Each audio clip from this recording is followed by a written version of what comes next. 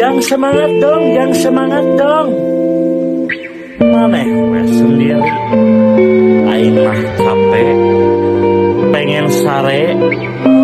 Jangan nyuruh-nyuruh aing semangat. Assalamualaikum warahmatullahi wabarakatuh. Kenalkan, nama saya Lalu Arfa Mandesa. Saya dari program studi PPKN Fakultas FKIP Universitas Muhammadiyah Mataram. Saya di sini mau meringkas atau meresum hasil analisis saya di Museum NTB, yang dimana saya mengangkat judul Takepan. Takepan ini adalah aksara yang merupakan manuskrip kuno yang ditulis di atas daun lontar yang berisi sejarah, cerita atau ajaran agama serta hukum adat yang digunakan oleh masyarakat Lombok dan Sumbawa.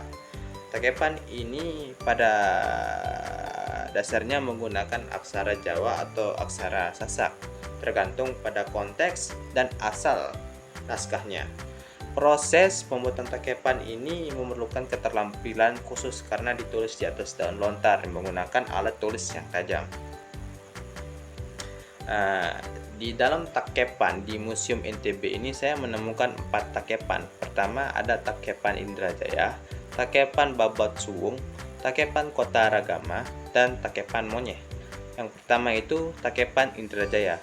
Takepan Indrajaya ini menceritakan kisah tokoh yang bernama Indrajaya yang melakukan ibadah dan mendalami ilmu agamanya di bawah bimbingan Syekh Samaluddin.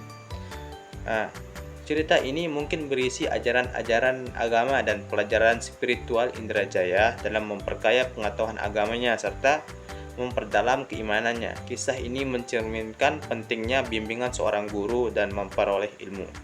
Terus yang kedua ada takepan Babat Suwung.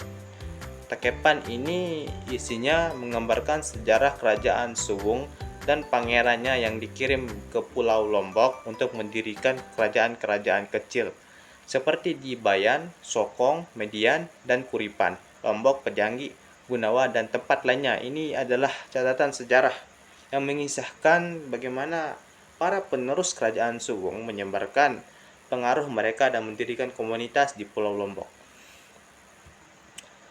Terus ada takepan Kota Ragama.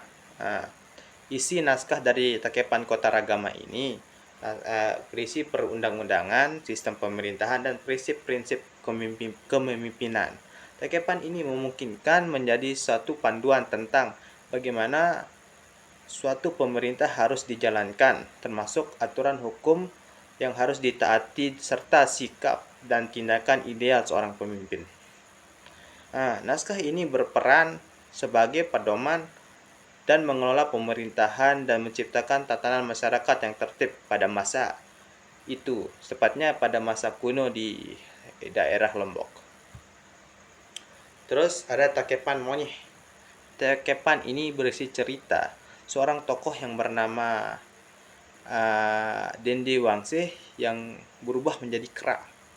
Cerita ini mungkin mengandung elemen mitologi karena berisi fantasi yang menonjolkan kisah romantis dengan unsur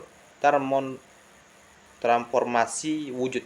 Takepan ini memberikan gambaran tentang perjuangan emosional dan perjalanan cinta tokoh utamanya, serta memungkinkan nilai-nilai moral dan filosofi di balik cerita tersebut. Setiap takepan ini tidak hanya mencerminkan nilai budaya dan sejarah masyarakat Sasak, tetapi juga memperlihatkan aspek pendidikan, spiritual, kepemimpinan, dan romantisme yang khas di dalam literatur tradisi orang-orang Sasak pada masa itu. Mungkin hanya itu yang dapat saya sampaikan. Syukran kasiran, billah sabil haq. Wassalamualaikum warahmatullahi wabarakatuh.